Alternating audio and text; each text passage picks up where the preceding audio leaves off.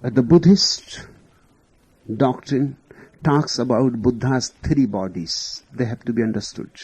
The first body is called the body of truth, the universal body, the divine body. You can call it God. The second body is called universe bliss body,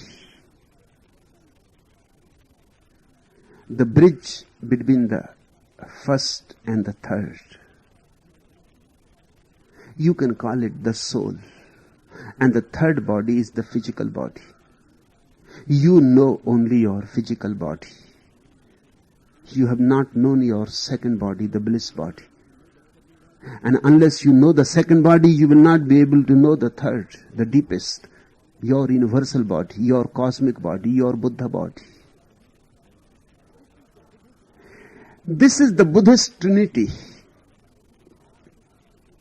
The Father, the Son, and the Holy Ghost. Or this is the Buddhist Trimurti, the three faces of God. Buddha says everybody has these three bodies. The first, the physical, is very frozen. The second is in a state of liquidity. And the third is vaporous. First, the ice has to melt into water, and then the water has to evaporate. Have you watched?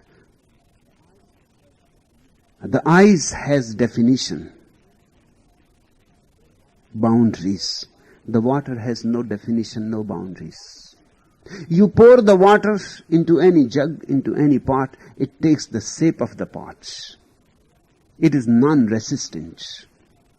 It is non-aggressive. It does not fight. It is liquid. It adjusts.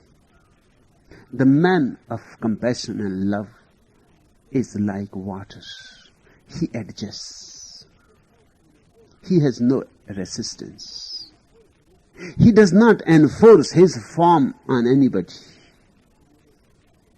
He accommodates. He is accommodative.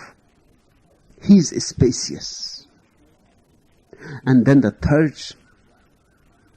when the water has evaporated and has disappeared and become invisible, now you cannot even pour it into a pot. It has become part of the sky. It has moved into the eternal, into the infinite. These are the three states of water, and these are the three states of consciousness too. You have become too much grass because you have become too much identified with your first body. As if a man has befooled himself in believing that the walls of his house is his house. The walls of the house are not the house. You have to go a little in. You have to find the innermost core of your being, and that innermost core is invisible. That innermost core is almost like emptiness. The first body is essence, the second body is form, the third body is action. People who live only in the physical body live only in doings. What to do, what not to do. Their whole life is just swerving, swaying between this and that. Their life consists of doing. They don't know anything else. The second body is a form. A man starts seeing glimpses of non-action. That's what happens in meditation. When you are sitting silently doing nothing, great joy arises. From nowhere, for no cause. You don't know from where it is coming, but great joy arises. As if out of nothing. Miraculously, magically. This is the second, the form. The joy takes form. And then there is third. If you go on following and go on moving inwards, one day you reach to the essence. That Buddha calls the body of truth. There, no action and no action. All has disappeared. The whole duality has disappeared. You have come to the very essence of existence. That essence is liberating. That essence is nirvana. And you are not to go anywhere to find it. You are carrying it all along. All beings are from the very beginning Buddhas. It is like water and ice. Apart from water, no ice. Outside living beings, no Buddhas. Not knowing it is near, they seek it afar. What a pity. And if you go on seeking afar for that which is near, you will go on missing. Nobody is at fault. Before you go into the four corners of the world to search for it, first go into yourself. If you don't find it there, then you can go to anywhere you like. But people don't go within. They start by without. And the without is vast. You can go on and on. You can search all over the earth. And people are searching.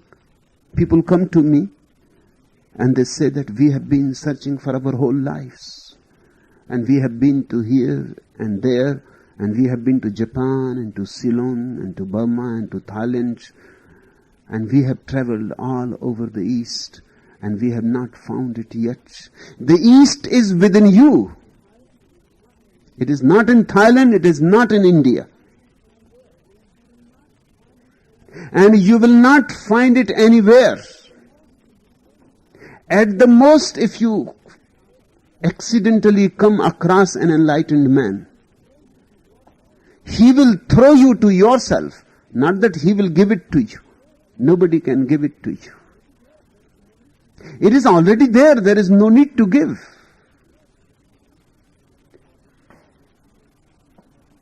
And because in the modern world, communication has become easy. Traveling has become easy. People are becoming even more mad. They go jumping from one city to another, from one airport to another airport. They are driving themselves crazy. And to reach home, you need not enter into any aeroplane, into any train, into any car. You only need to enter into yourself. And ticketless. No ticket is needed. And nobody is there to debar you. It is your territory. I have heard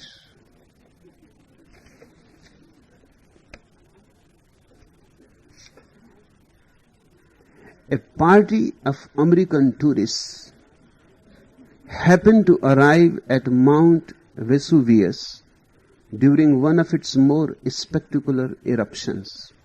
Say, explained one of the Yanks in an odd tone, does not that beat all hell?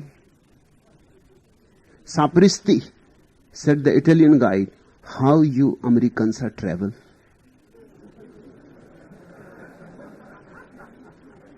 Now even hell is in danger. Afraid of the tourists. People go on searching and seeking for something which needs no search, which can be found only when search stops. And I am not saying that you strive to stop it. Then again you have started it. If you strive to stop it, then you have missed the point. You have just to see the point of it. That is, striving will take you away from you. That is, striving will create more and more tension.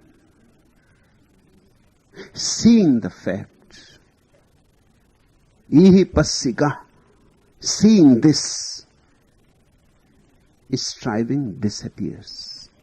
And there is suddenly a stillness. In that stillness, the first glimpse will come of bliss. You will enter into your second body. And when you have entered into second body, then it will be more and more easy, very lucid, to slip into the central most core, the essential body, the body of truth. Once you have tasted something of your inner bliss, then you have the vision where to really search for, where to go now. Disappear into your innermost being and you will find it. Seek and you will miss. Don't seek and find. Not knowing it is near, they seek it afar. What a pity. It is like one in the water who cries out for thirst. It is like the child of a rich house who has stayed away among the poor and has forgotten that he is rich. May have become a beggar. You are rich, infinitely rich. You are all emperors and empresses, gods and goddesses. Just recognize. Don't get too much in begging, and desire creates the beggar. Even a man like Alexander is a beggar because the desire is there. A man like Napoleon is a beggar because the desire is there. See the richest people of this earth and you will see just beggars and nothing else. And sometimes it happens you come across a beggar and you see the emperor sitting there under the tree, having nothing. Not possessing anything. Just possess yourself and you have possessed all. Be the master of yourself and you have become the master of all. Possessing things, you will remain a beggar. And people go on changing, but not really transforming. You possess one thing, then you start possessing another thing, then you possess third thing. Sometimes you start possessing otherworldly things, but nothing changes. Just form changes. Somebody possesses money and somebody starts possessing virtue. Now it is the same. Not much difference. I have heard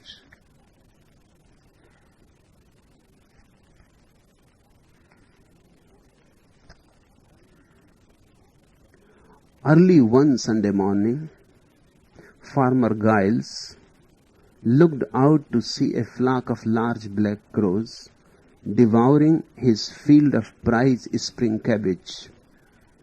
In red anger, he rushed out and began charging up and down the field manically, shaking his fists, tearing his hair, foaming at the mouth, and screaming abuse of every known kind at the gouging birds.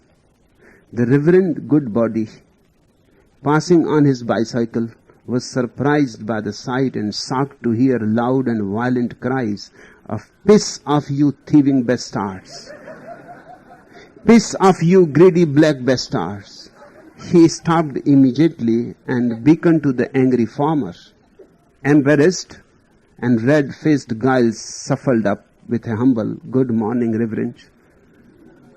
"Now this really won't do, Giles," said the good vicar. "So early on the Sabbath? There might be ladies present." These fowl too are God's creatures. If you wish them to vacate your property, do it with love and compassion. Say, sue, sue, sue, sue. Then the greedy black bastards will piss off. But what difference does it make? You and your priests, you and your so-called religious people are all in the same boat. I am not saying start striving to stop striving. Otherwise, you will simply change the name of your madness and you will remain all the same. You will just change the label of your neurosis. There are people who are greedy for money and there are people who are greedy for God. It makes no difference at all. They are the same people. Greed is greed. It makes no difference about what greed is. For what greed is greed. Just see the point that striving is meaningless. That going anywhere is meaningless. Not because I am saying it. You have to see it. Ihi passika. You have to see it. You are not to believe it. Believing won't help. Believing is just a whitewash on the surface. Seeing brings transformation. It is like one in the water who cries out for thirst. Hakun says, you are crying for happiness and you are like a fish in the water, crying for water and crying that I am thirsty. You have it and you are begging everywhere. It is like the child of a rich house who has strayed away among the poor. The cause of our circling through the 6 worlds is that we are on the dark paths of ignorance. Dark path upon dark path treading, when shall we escape from birth and death? What is the dark path of ignorance? Looking outwards. The farther you look, the more darkness. Because the light burns inside you. Looking closer and closer and more light. That's why we call a Buddha enlightened. He has come to know and realize his light. It is a perpetual light. Without any fuel, it is there. It cannot be exhausted. Suns will be exhausted and the moons will be exhausted and the stars will be exhausted. But the light that burns inside you as consciousness is inexhaustible. It is eternal.